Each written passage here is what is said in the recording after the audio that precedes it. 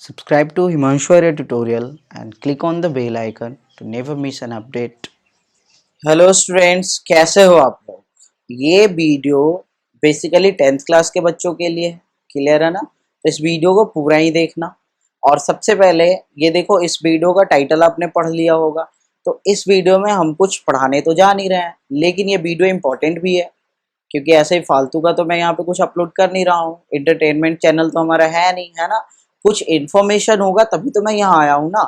तो देखो ध्यान से, 10th के बच्चों को मतलब काफ़ी दिन से ये वेट कर रहे थे 10th के बच्चे की अगला चैप्टर कब आएगा। तो अगला चैप्टर बस नेक्स्ट डे से daily on daily basis morning में 10 से 11 बजे तक अपलोड हो जाएगा हर दिन। क्लियर है ना। कभी अगर नेट का इशू रहा तो डिले हो सकता है, लेकिन नॉर्मली मैं 10 से 11 बजे तक अपलोड कर दूंगा। आप डेली आके देख सकते हो, आपके पास नोटिफिकेशन चला ही जाएगा अगर आपने चैनल को सब्सक्राइब किया होगा तो। अगर सब्सक्राइब नहीं किया होगा तो आप चैनल को सब्सक्राइब कर लेना, ठीक है ना। और एक चीज़ बता देता हूँ, अगला जो चैप्टर है ना वो बहुत इंपॉर्टेंट है। अगले चैप्टर में वो बहुत सारे कंसेप्चुअल चीज़ पढ़ने हैं हमें, ठीक है ना। तो यहाँ पे बस एक इंट्रोडक्शन में दूंगा अगले चैप्टर का। क्लियर है ना। और एक अनाउंसमेंट जो कि आपको ऑलरेडी पता चल गया है कि अगला चैप्टर हमारा शुरू होने वाला है। हाँ, एक चीज़ और, कुछ बच्चों का यहाँ पे कंप्लेन रह जाएगा कि सर आपने बोला था वो एमसीक्यू सेशन करवाने के लिए। तो देख लो बच्चों, उसके लिए मैं आपसे सॉरी बोलता हूँ, लेकिन मैं वो सेशन जरूर करवाऊंगा, ये भी बात है। एक्चुअली हुआ क्या कि मुझे एक राइटिंग पैड लेना था और वो राइटिंग पैड मुझे मिल नहीं रहा है, वो आउट ऑफ स्टॉक चल रहा है। और कारण आपको पता है, लॉकडाउन। क्लियर है ना। तो थोड़े बहुत तो प्रॉब्लम्स आएंगे ना। हम नॉर्मल लाइफ तो वैसा जी नहीं रहे हैं पहले की तरह। यहाँ पे बहुत सारे चीज़ों को लिमिटेशंस में रख दिया गया है हमारे सामने, है ना, ड्यू टू कोरोना वायरस। आपको पता होगा, ठीक है ना। ये सब बताने की जरूरत है नहीं। लगभग हमारा लॉकडाउन 4.0 चल रहा है, ठीक ठीक है ना। 5 भी आने वाला है, 6 भी आएगा। तो जैसे जैसे भी हो, क्लियर है। लेकिन हमें पढ़ना भी है, तो वो सेशन में करवाऊंगा, लेकिन बाद में, क्योंकि वो पैड मेरे पास अवेलेबल हो नहीं पाया। आ रहा समझ में। तो सबसे पहला जो आपका कंप्लेन है, यहाँ पे ये कंप्लेन नहीं होना चाहिए। मैं उसे जरूर करवाऊंगा अगर आपको ट्रस्ट है मेरे पे तो, ठीक है। अगर नहीं है तब भी करवाऊंगा, ठीक है ना। चलो अब देखो, इस चैप्टर में हम क्या क्या पढ़ेंगे उसे मैं बताऊंगा, लेकिन उससे पहले एक चीज और समझ लो। आपने जब लाइव प्रोसेस पढ़ लिया है मेरे से पूरा, तो आपको इतना जरूर समझ में आ गया होगा कि हम मतलब इस चैनल पे ना बेसिक्स तो पढ़ ही रहे हैं, जो कि हमारे बोर्ड को कवर कर रहा है। तो बोर्ड में आपको जरा सा भी परेशानी नहीं आने वाला है, ठीक है ना। लेकिन उसके साथ साथ हम थोड़ा सा हाई लेवल भी पढ़ रहे हैं। अब वो क्यों पढ़ रहे हैं तो वो भी आप समझ लो। देखो, बहुत सारे बच्चे होते हैं ना जिन्हें बायो लेना होता है 10th के बाद। मैं उनकी स्पेशली बात कर रहा हूँ। तो जो बायो लेने वाले होते हैं वो बाहर जाते हैं पढ़ने के लिए। एलएन, आकाश, आपको बहुत सारे इंस्टीट्यूट का नॉलेज होगा, क्लियर है ना। तो इधर उधर जाते हैं। अब देखो, होता क्या है ना कि उनके साथ प्रॉब्लम होता है कि बेसिक्स अगर सही से नहीं पढ़ा हुआ हो तो वहां पे क्या होता है ना कि वो उस स्टडी को कोप अप नहीं कर पाते हैं, उसे सस्टेन नहीं कर पाते उस इन्वायरमेंट में। And they finally get up and up in getting frustrated. वो फाइनली क्या हो जाते हैं तो फ्रस्ट्रेटेड हो जाते हैं। क्लियर है ना कि इतना सारा सिलेबस है, कैसे करेंगे कवर। और फिर फाइनली उनका एग्जाम आ जाता है और सही से उनका परफॉर्मेंस भी नहीं हो पाता एग्जाम में, नीट एम्स के एग्जाम में। तो देखो, यहाँ बेसिक्स हम इसलिए पढ़ रहे हैं कि आगे हमें प्रॉब्लम नहीं हो। वैसे देखो, जैसे ही बेसिक्स हमारा खत्म होगा तो मैं 11th 12th भी शुरू करूंगा। कुछ बच्चे का कमेंट आता है, सर आप 11th 12th अभी से शुरू कर दो। तो अभी तो मैं नहीं करने जा रहा हूँ, ठीक है ना। अभी इसे जल्दी से मैं कंप्लीट करूंगा, ठीक है। उसके बाद ही करूंगा उसे, और उसे भी आराम से ही करूंगा, ठीक है ना। क्योंकि यहाँ पे हमने हर चीज को कवर करना है, ठीक है ना। अदरवाइज यूट्यूब पे बहुत सारे चैनल पड़े हुए हैं बायो के और मैथ के, फिजिक्स के, हर चीज के, ठीक है। जहाँ पे कि कंटेंट्स मिल भी रहे हैं, कहीं कहीं पे कंटेंट्स नहीं भी मिल रहा है। बहुत सारे बस वीडियो अपलोड कर दिए गए हैं ऐसे ही, ठीक है ना। तो यहाँ समझो, एक बात समझोगे, ये तो बात हो गई कि आपको आगे ये काम देगा जो हम एडवांस थोड़ा सा पढ़ रहे हैं। अब देखो, यहाँ पे समझ लो इस चैप्टर में हम पढ़ने क्या जा रहे हैं। हमारा जो चैप्टर है, ठीक है, बस उसका एक इंट्रोडक्शन जो होगा ना वो बहुत इंपॉर्टेंट होता है। क्योंकि इंट्रोडक्शन में जब मैं पढ़ाता हूँ, बेसिकली मैं जब ऑफलाइन क्लासेस भी लेता हूँ, तो इंट्रोडक्शन में पूरे चैप्टर का एक ओवरव्यू दे देता हूँ। और उससे एक चीज फायदा होता है ना बच्चों को, कि उन्हें पता होता है कि किस तरीके से पढ़ना है। क्योंकि देखो, हर टीचर के ना पढ़ाने का एक अलग, मतलब कि एक अलग तरीका होता है, ठीक है। और जब तक आप उस तरीके से कांटेक्ट नहीं कर पाओगे, द वे ऑफ टीचिंग, उससे आपको एक तरह से कनेक्शन स्टैब्लिश करना होगा। और जब वो कनेक्शन आप स्टैब्लिश नहीं करते हो तो टीचर इधर जा रहा है, स्टूडेंट इधर जा रहा है, फिर कैसे दोनों एक साथ चलेगा, प्रॉब्लम हो जाता है ना। क्लियर है?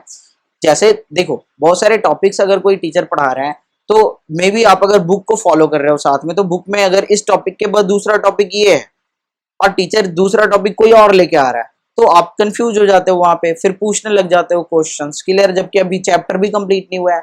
तो इन्हीं सब चीजों को मैं यहाँ इंट्रोडक्शन में आपको बता देता हूँ कि हमें पढ़ना किस तरीके से है, ताकि आप मेरे साथ साथ चलो, इस पूरे चैप्टर में मेरे साथ रहना है, जैसे आपने पिछले चैप्टर में मेरा साथ दिया था। क्लियर है ना? बहुत ही अच्छा रिस्पॉन्स रहा आपका पिछले चैप्टर में, मैंने देखा। क्लियर है ना? बहुत सारे कमेंट्स भी आए और लाइक्स भी आए बहुत सारे वीडियो पे, और वो सब आपका प्यार है, आप करते रहो वो। ठीक है ना? देखो ध्यान से समझना।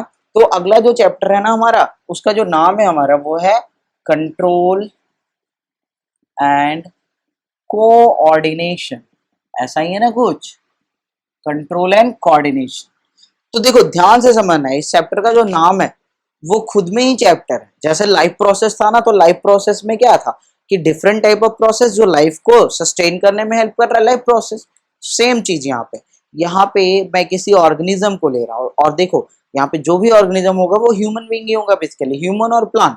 इन्हीं दो के बारे में हमें पढ़ना है इस चैप्टर में, और ज्यादा हमें माइक्रोस्कोपिक इधर उधर नहीं जाना है। ठीक है ना? क्योंकि उनमें अगर कंट्रोल कोऑर्डिनेशन हो भी रहा है तो कैसे हो रहा है, हमें उसको यहाँ पे उतने इलेबोरेट करके नहीं देखना है हमें। ठीक है ना? तो ध्यान से समझो। यहाँ पे जैसे सपोज दैट कि एक इंसान है, एक प्लांट है ना? तो उन सभी में भी क्या हो रहा है ना कि डिफरेंट टाइप ऑफ डिफरेंट जो उसके बॉडी पार्ट्स है, डिफरेंट ऑर्गन्स है, उनके बीच में एक कोऑर्डिनेशन चल रहा है, ताकि उस पूरे ओवरऑल बॉडी को कंट्रोल में रखा जा सके, एक बैलेंस बना के रखा जा सके। क्लियर है ना? इस चीज को समझो। तो बैलेंस में बनाने के लिए, रखने के लिए कंट्रोल कोऑर्डिनेशन जरूरी है। देखो इसको ऐसे समझो आप कि हमारा जो बॉडी है या एक प्लांट का ही बॉडी है, चलो मैं अपनी ही बात करता हूँ, मेरा जो बॉडी है इसको मान लो एक पूरा वर्ल्ड है। क्या है ये? पूरा एक वर्ल्ड है, एक पूरा वर्ल्ड है। वर्ल्ड मीन्स संसार। अब इसमें समझो कि इस वर्ल्ड में जो पॉपुलेशन है ना, पॉपुलेशन पीपल, वो है हमारे बॉडी का सेल। तो यहाँ पे मैंने क्या किया, अपने पूरे बॉडी को बता दिया कि वर्ल्ड है ये, और इसमें जो पॉपुलेशन है वो क्या है, तो सेल है। वर्ल्ड कौन है हमारा, तो बॉडी है। इसको बस एक समझना। ठीक है ना? तो देखो डिफरेंट टाइप ऑफ सेल्स, जो टिश्यू बनाता है, ऑर्गन बनाता है, ऑर्गन सिस्टम बनाता है। ठीक है ना? आ रहा समझ में? तो पॉपुलेशन है, कम्युनिटी है, उसका स्टेट है, समझ रहे हो ना? अलग अलग चीज है। तो बॉडी में ही ऐसे समझो। अब देखो कोई भी बॉडी ऑर्गन है वो कुछ काम कर रहा है। बॉडी ऑर्गन का होता ही तो फंक्शन है ना, कि एक स्पेसिफिक फंक्शन को वो परफॉर्म करता है, तो उसका एक स्पेसिफिक फंक्शन है। लेकिन समझो, क्या वो अकेले ही उस स्पेसिफिक फंक्शन को परफॉर्म करता है क्या उसे दूसरे ऑर्गन की जरूरत नहीं पड़ती है? क्या उसे दूसरे टिश्यू की जरूरत नहीं पड़ती है? तो बिल्कुल पड़ती है। जैसे वर्ल्ड में एक कोई भी पॉपुलेशन है, मैं ही एक इंसान हूँ इस पूरे वर्ल्ड में, लेकिन मेरा काम सिर्फ खुद से नहीं चल सकता है। अरे समझ में? जैसे मैं आपको पढ़ा रहा हूँ ना, तो मुझे इंटरनेट वाले का हेल्प चाहिए, मुझे कनेक्शन चाहिए किसी इंटरनेट का, ताकि मैं अब यहाँ पे वीडियो अपलोड कर सकूँ। मुझे खाने के लिए किसान की जरूरत पड़ती है, वहीं से तो मुझे खाने को कुछ कुछ मिलता है। अरे समझ में? क्लियर है ना? तो ऐसे ही बहुत सारे चीज तुम सोच सकते हो, जिससे कि तुम्हें ये पता चल जाएगा कि एक इंसान खुद अपना लाइफ अच्छे तरीके से नहीं सस्टेन कर सकता है। क्लियर है ना? उसे दूसरे की जरूरत पड़ती ही पड़ती है किसी न किसी तरीके से। सेम वैसा हमारे बॉडी के अंदर के पॉपुलेशन में भी है। कोई भी सेल है, उसे दूसरे की जरूरत पड़ रही है किसी न किसी तरीके से। सेल को डिवीजन करना है तो उसे न्यूट्रिएंट चाहिए ना, वो न्यूट्रिएंट कहाँ से आ रहा है? फूड से। क्लियर है ना? तो दूसरे की तो जरूरत पड़ ही रही है, ब्लड की जरूरत पड़ी है, ट्रांसपोर्टेशन करके लेके आ रहा है, तो दूसरे की जरूरत पड़ ही रही है। आ रहा समझ में? लेकिन यहीं पे एक चीज समझो कि हमारे बॉडी में जो जो सही तरीके से बैलेंस बना होगा वो कब होगा, जब हमारे बॉडी में इन डिफरेंट जो पॉपुलेशंस है बॉडी के, यानी जो सेल्स है, टिश्यू है, ऑर्गन्स है, उनमें कोऑर्डिनेशन हो। उनमें क्या हो? कोऑर्डिनेशन हो। कोऑर्डिनेशन दैट मीन्स एक तरीके से बातचीत हो। अरे समझ में? वो एक दूसरे को समझ सके, एक दूसरे की जरूरतों को पूरा करने में हेल्प कर सके, इस तरीके से। क्लियर हो रहा है ना? थोड़ा थोड़ा फील आ रहा है ना? पढ़ोगे आपको फील आना जरूरी है।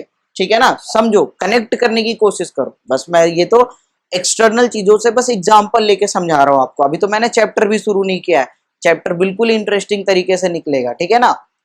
तो ये चीज आपको समझ में आया।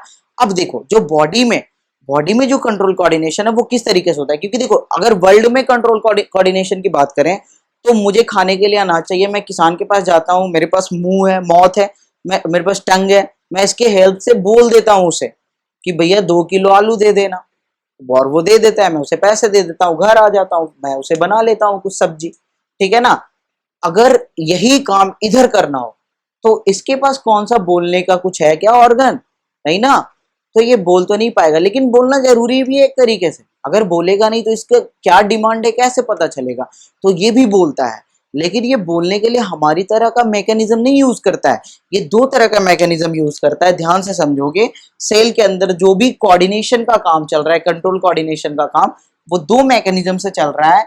एक तो चल रहा है तुम्हारा इलेक्ट्रिकल फॉर्म में, और एक चलता है तुम्हारा केमिकल फॉर्म में। आ रहा समझ में, एक इलेक्ट्रिकल फॉर्म में, दूसरा केमिकल फॉर्म में। जो बातचीत हो रहा है, ध्यान से सुनना, चीजों को कनेक्ट करना सीखो।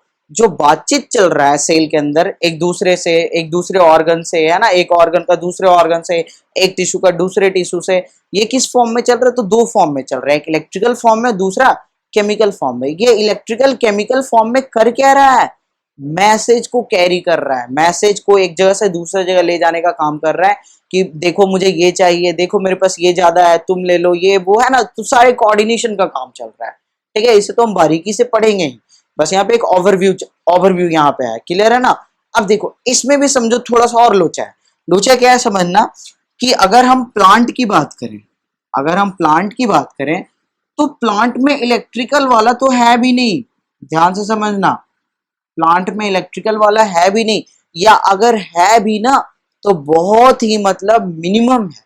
अगर है भी तो बहुत ही मिनिमम है, या तो है ही नहीं, या तो है भी तो बहुत ही मिनिमम है। वो मिनिमम भी कहाँ पे है, वो मैं जब प्लांट पढ़ाऊंगा, मिमोशिया पीडिका का केस बताऊंगा, वहां पे मैं बताऊंगा, ठीक है ना। लेकिन अगर एनिमल की बात करो, अच्छा तो इलेक्ट्रिकल नहीं है, लेकिन केमिकल की बात करो तो केमिकल वाला तो है यहाँ पे। तो प्लांट में बेसिकली केमिकल कोऑर्डिनेशन होना है, प्लांट में बेसिकली क्या होना है, केमिकल कोऑर्डिनेशन होना है। और अगर एनिमल की बात करें, अगर एनिमल की बात करें तो यहाँ तो इलेक्ट्रिकल भी है और केमिकल भी है। आया समझ में, यहाँ पे दोनों ही है। तो देखो इस चैप्टर को हम पढ़ेंगे किस तरीके से, हम सबसे पहले प्लांट को शुरू करेंगे, आ रहा समझ में, क्योंकि इसका टॉपिक छोटा सा है। तो देखो हम सबसे पहले जो फर्स्ट नंबर पे पढ़ेंगे वो हम क्या पढ़ेंगे, तो देखो ध्यान से, जो हम फर्स्ट नंबर पे पढ़ेंगे वो हम पढ़ेंगे प्लांट का केमिकल कोऑर्डिनेशन, कोऑर्डिनेशन ऐसा ही होता है ना। तो प्लांट का केमिकल कोऑर्डिनेशन पढ़ेंगे, ठीक है। देन इसके बाद अब देखो इसमें क्या पढ़ेंगे, तो इसमें हम बेसिकली ना मूवमेंट्स पढ़ेंगे, ठीक है। यहाँ पे स्टिमुलस रिस्पॉन्स, ये सब चीजों को समझेंगे, और यहाँ पे बेसिकली हम मूवमेंट्स पढ़ेंगे, और उसमें भी ट्रॉपिक मूवमेंट और नेस्टिक मूवमेंट पढ़ेंगे, और उसके बाद हम हॉर्मोन्स पढ़ लेंगे, क्लियर है ना। और जो मूवमेंट्स भी होते हैं ना वो बेसिकली हॉर्मोन से ही रिलेटेड होते हैं। तो इन सब चीजों को देखेंगे यहाँ पे, यानी यहाँ पे क्या देखेंगे, मूवमेंट्स देखेंगे, जिसमें हम ट्रॉपिक मूवमेंट देखेंगे, ट्रॉपिक मूवमेंट और नेस्टिक मूवमेंट, ये 2 देखेंगे। इसके बाद हम देखेंगे प्लांट हॉर्मोन्स, क्या देखेंगे, प्लांट हॉर्मोन्स। प्लांट हॉर्मोन्स में डिफरेंट टाइप ऑफ हॉर्मोन्स देखेंगे जो प्लांट में रिलीज हो रहा है, और उसका फंक्शन देखेंगे, और कहाँ से रिलीज हो रहा है, कहाँ को जा रहा है, इन सब चीजों को देखेंगे। ये हमारा फर्स्ट टॉपिक खत्म होगा, देन हम सेकेंड टॉपिक में चलेंगे। यहाँ हम देखेंगे केमिकल कोऑर्डिनेशन, लेकिन किसका, तो एनिमल का, इसका देखेंगे एनिमल का। यानी यहाँ पे क्या देखेंगे ना हम, बेसिकली हॉर्मोन्स देखेंगे, क्या देखेंगे, हॉर्मोन्स, एनिमल वाला हॉर्मोन। एंडोक्राइन ग्लैंड आपने सुना होगा, एंडोक्राइन ग्लैंड से जो हार्मोन निकलते हैं, जो केमिकल निकलता है उसी को हार्मोन बोलते हैं एक्चुअली, है ना। तो उसी हार्मोन्स को पढ़ेंगे। यहाँ पे हम क्या पढ़ेंगे कि कौन सा हार्मोन है, कहाँ से निकल रहा है, कहाँ जा रहा है, क्या कर रहा है, ये 3 चीज देखेंगे। तो ये हो जाएगा हमारा क्या, केमिकल कोऑर्डिनेशन। और इसके बाद थर्ड पॉइंट यानी थर्ड पार्ट में हम इस चैप्टर के देखेंगे इलेक्ट्रिकल वाला, यानी न्यूरल कोऑर्डिनेशन। क्या देखेंगे, न्यूरल कोऑर्डिनेशन, किसका, तो न्यूरल कोऑर्डिनेशन एनिमल का, यानी हमारा। इसमें भी 2 पार्ट है, एक तो हम न्यूरॉन को देखेंगे जो कि इसका यूनिट है, और दूसरा हम ब्रेन देखेंगे, जो कि बहुत ही कॉम्प्लिकेटेड टॉपिक है। और ब्रेन ना ज़्यादा यहाँ पे एनसीईआरटी में पढ़ना भी नहीं है हमें 10th लेवल पे, लेकिन मैं थोड़ा सा हाई लेवल पढ़ाऊंगा आपको, ठीक है ना। ब्रेन के डिफरेंट पार्ट्स बताऊंगा, डायग्राम भी बनाऊंगा यहाँ पे, ठीक है ना। तो इन सब चीज़ों को देखना, तो इस सीक्वेंस में पढ़ेंगे। फिर से समझ लो, प्लांट का केमिकल कोऑर्डिनेशन पढ़ेंगे, देन एनिमल का केमिकल कोऑर्डिनेशन पढ़ेंगे, देन एनिमल में न्यूरल कोऑर्डिनेशन पढ़ेंगे। और हम ये भी सीखेंगे ना कि एनिमल में केमिकल और न्यूरल कोऑर्डिनेशन कैसे एक दूसरे से रिलेटेड है, क्योंकि ओवरऑल जो काम करता है ना वो न्यूरल कोऑर्डिनेशन ही करता है, उसी से कनेक्टेड होता है तुम्हारा केमिकल कोऑर्डिनेशन। और वो फिर किस तरीके से मतलब रिस्पॉन्स कर रहा है किसी स्टिमुलस पे, इन सब चीजों को देखेंगे। So this was all about the introduction of this chapter control and coordination, which is the second chapter of biology of class 10th। Clear है ना। तो इसे हम स्टार्ट करेंगे नेक्स्ट डे से, और कल से कंटिन्यू यहाँ पे वीडियो आएगा जैसे कि मैंने बोल दिया है, और एमसीक्यू का सेशन भी आएगा। जैसे ही मेरे पास पैड अवेलेबल हो जाता है मैं उस सेशन को करवा दूंगा। मैंने भी भाई मेहनत करके क्वेश्चन टाइप करा है ना, ऐसा नहीं है कि बस ऐसे ही टाइप हो गया है, तो उसे भी जरूर करवाऊंगा मैं, ठीक है। जितना आप उसके लिए मतलब वेट कर रहे हो, उतना मैं भी वेट कर रहा हूँ कि वो पैड जल्दी से अवेलेबल हो, ताकि मैं उस सेशन को जल्दी से कंप्लीट कर दूँ। क्योंकि वो एक काम क्या हो गया हमारा, पेंडिंग हो गया एक तरह से देखा जाए तो, है ना। तो पेंडिंग काम मुझे भी पसंद नहीं है, तो देखेंगे उसे, ठीक है ना। तो ये इंट्रोडक्शन वाला चैप्टर आप समझ गए थोड़ा सा, ठीक है। एक अनाउंसमेंट था, इंट्रोडक्शन था अगले चैप्टर का, बाकी तो हम कल से देखेंगे, ठीक है। इस वीडियो को लाइक करो, दोस्तों के साथ शेयर जरूर करना, क्योंकि देखो एक्चुअली काफी दिन हो गया ना 10th का हमने स्टार्ट नहीं किया, बीच में गैप रख दिया था, है ना। उसका रीजन मैंने आपको ऑलरेडी बता रखा था कि इंटरनेट का कुछ इशू चलता है मेरे पास, लेकिन अब वो फिलहाल सॉर्ट आउट हो चुका है लगभग, ठीक है। तो दोस्तों के साथ शेयर कर दोगे इस वीडियो को, ताकि वो भी अगले दिन से रेगुलर क्लास करने आ सके। क्लियर है ना, और इस लॉकडाउन में उनका भी कुछ फायदा हो सके। चलो ठीक है फिर, बाय, टेक केयर।